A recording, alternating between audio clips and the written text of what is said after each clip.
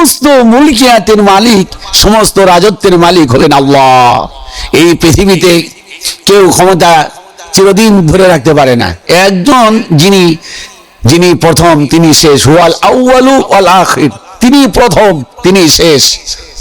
আল্লাহ পাক বলছেন যে শোনো, বিয়াদিকাল খায়র কুলিল্লাহুম্মা মালিকাল মুলক তুতিল মুলকা মান তাশা, যাকে ইচ্ছে আমি আল্লাহ পাক ক্ষমতা দেই, যাকে ইচ্ছে আল্লাহ পাক ক্ষমতা দেন।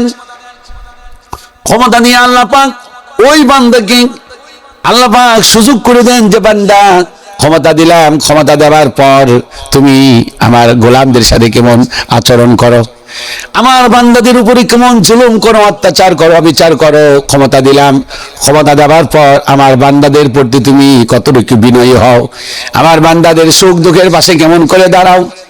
আল্লাহ পাক বলেন শোনো, আমি আল্লাহ পাক তোমাকে ক্ষমতা দিলাম, এই ক্ষমতা ইচ্ছে করলে আমি আল্লাহ পাক ভাঙ্গা প্লেট দিয়া গলায় ধাক্কা দিয়ে বের করে দিতে পারি। সাবেক প্রেসিডেন্ট হুসাইন মোহাম্মদ এরশাদ 9 বছরের রাজা ছিলেন, আর উনি যখন ক্ষমতা ছাড়লেন, ক্ষমতা ছাড়ার পর ওনার 10 বছর সাজা হয়ে গেল।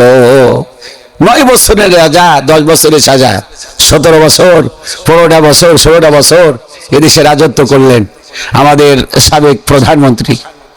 বৈধ বলেন আর অবৈধ বলেন, তিনি ক্ষমতাকে অপব্যবহার কিভাবে করেছেন। একজনকে ধরেছেন, ধরার পর যুদ্ধ অপরাধের মামলা দিয়া এরপর তাকে দুনিয়া থেকে ফাঁসির কাস্টে ঝুলিয়ে বিদায় করে দিয়েছেন।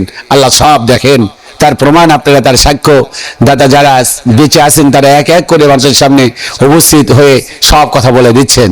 আল্লাহ পাক বলেন যে গোলাম, ক্ষমতা দিলাম, ক্ষমতা দেওয়ার পর অপব্যবহার করো না। যদি করো, পরের শব্দটাই হলো, বাক্যটাই হলো অতযিল্লু মান তাশা, অতযিল্লু মান তাশা, আমি যাকে ইচ্ছে তাকে বেয়াজ্জতি করি। কেমন বেয়াজ্জতি করেন? দুপুরের খাবার রান্না করলেন, সেই খবরে দুপুরের খাবার তার খাওয়ার সুযোগ হলো না। আল্লাহ গলায় ধাক্কা দিয়া, হাতের মধ্যে একটা সুটকেস দিয়া, পরনে একটা কাপড় দিয়া আল্লাহ পাক দেশ থেকে বের করে দিলেন। অথচ এই দেশ স্বাধীন করার জন্য তার বাবার অবদান কম নয়। তার বাবার ডাকে সহস্র সহস্র মানুষ আর এই ঢাকায় সমবেত হলেন, রেসকোর্স ময়দানে ভাষণ দিলেন। কিন্তু কি আশ্চর্যের বিষয়, সেখানে তার মতো একজন ব্যক্তি, তার মেয়ে শুধুমাত্র আল্লাহর সঙ্গে যদি শুধুমাত্র কেবলমাত্র আল্লাহর সঙ্গে নাফরমানি করার কারণে আল্লাহ পাক তাকে গলায় ধাক্কা দিয়ে দেশেও থাকতে দিলেন না। আল্লাহ পাক বলেন ওয়াতুযিল্লু মান তাশা, যাকে ইচ্ছে আমি আল্লাহ পাক যদি করি, গলায় ধাক্কা দিয়ে আমি আল্লাহ পাক বের করে দিই। বিয়াদিকাল খায়র, সমস্ত কল্যাণ আল্লাহর হাতে। ইন্নাকা আলা কুল্লি শাইইন কাদির, সমস্ত বিষয়ে আল্লাহ পাক সর্বশক্তিমান। এইজন্য আমার বন্ধুগণ, সাদ্দাত বলেন এমন ক্ষমতাবান ছিলেন, আল্লাহ পাক ক্ষমতা থেকে গলায় ধাক্কা দিয়ে বের করে দিলেন। আমার ভাইরা, জান্নাত তৈরি করা হলো, নিজের জান্নাত তৈরি করলেন, কিন্তু সেই জান্নাতে থাকার সুযোগ হলো না। এক পা ঢুকিয়েছেন, আর এক পা ঢুকাবেন, অমনি মালাকুল মাউত এসে বললেন তোমার আর কোনো সময় নাই। হামান দেখেন, এরপর নমরুদ দেখেন, একটা মাত্র পা, এক পা ভাঙ্গা, এরকম প্রতিবন্ধী একটা মশা দিয়ে দুনিয়া থেকে বিদায় করে দিলেন।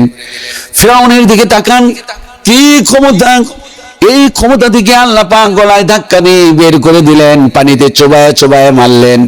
এই জন্য আল্লাহ পাক বলেন সূরা মুলকের মধ্যে, তাবারাকাল্লাযী বিয়াদিহিল মুলক, সমস্ত কল্যাণ আল্লাহর হাতে, সমস্ত ক্ষমতা আল্লাহর হাতে, সমস্ত কল্যাণ অকল্যাণ আল্লাহর হাতে।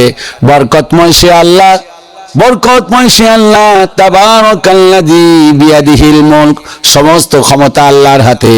আল্লাহ পাক বলেন যে ইন্নাকা আলা কুল্লি শাইইন কাদির, সর্ববিষয়ে আমি আল্লাহ পাক সর্বশক্তিমান।